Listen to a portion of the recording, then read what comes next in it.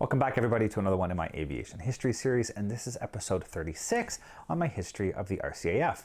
Now in today's video we're going to be looking at the history of 433 Squadron. From its start in World War II as a bomber unit to today as one of the RCAF's most important frontline fighter units, 433 has had a long and varied career. But before we get too far into this video, my name is Sean and this is Sean's Aviation.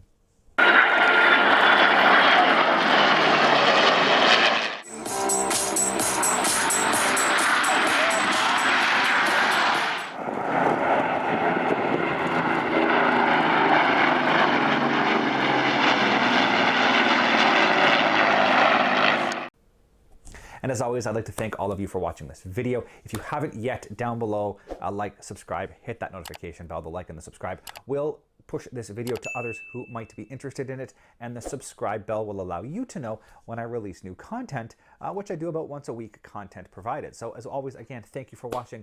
I appreciate all of you out there who do watch this channel. And you know what, let's jump right into this. We'll take a look at the history of 433 Squadron. 433 Squadron was formed on September 25th of 1943 at Skipton-on-Swale as the RCF's 14th and final bomber unit. It was part of 6th Group and was assigned the squadron code BM.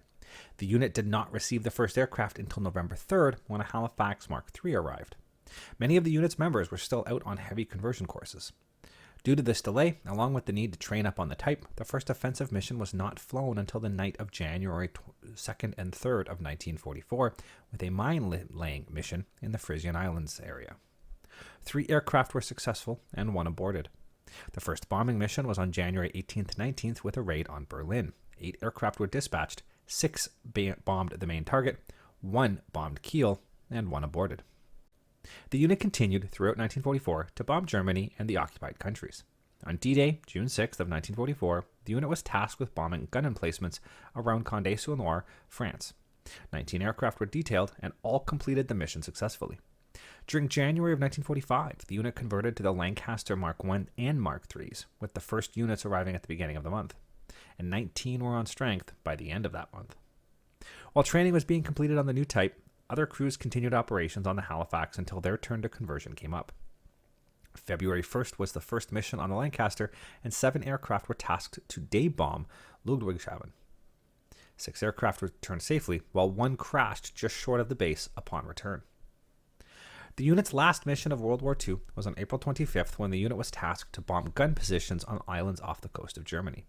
After the end of hostilities, the unit was moved over to 1 group and flew return flights from Germany and Italy, bringing back troops and POWs so they could return home. The unit officially disbanded on October 15th of 1945. During World War II, the unit flew 12,488 hours over 2,316 sorties.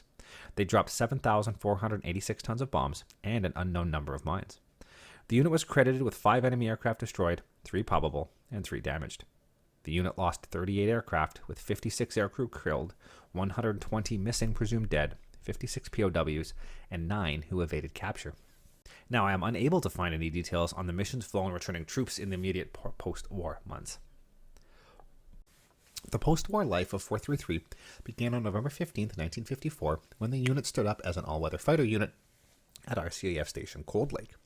It was assigned the squadron code FG and given CF-100 Mark IVs. The unit moved to RCAF Station North Bay in October of 1955, and in September of 1956, the unit upgraded to the CF-100 Mark V. The unit continued to provide all-weather defense of North America under NORAD until 1961, when the type was replaced by the CF-101 Voodoo. With the introduction of the CF-101, the number of units was reduced, and 433 was again stood down on August 1st of 1961. The unit was once again reactivated on September 26th of 1969 at CFP Bagotville, this time as a tactical fighter squadron.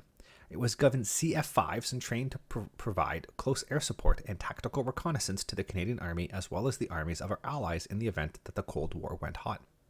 The plan had been to locate these units in Europe, but due to budgetary limitations, the unit was considered a quick reaction unit and was maintained in a manner that would allow a rapid relocation when required. The unit did send the CF-5s to Europe on a number of occasions, but mainly to take part in training and other NATO exercises. In 1984, the unit converted to the new CF-18 Hornet and transitioned to a pure fighter role, and in 1988 took on the role of NORAD fighter defense.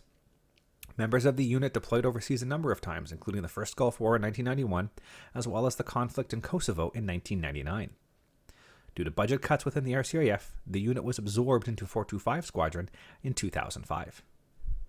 This did not last long, as the unit was once again stood up on June 9th of 2015, once again flying the CF-18.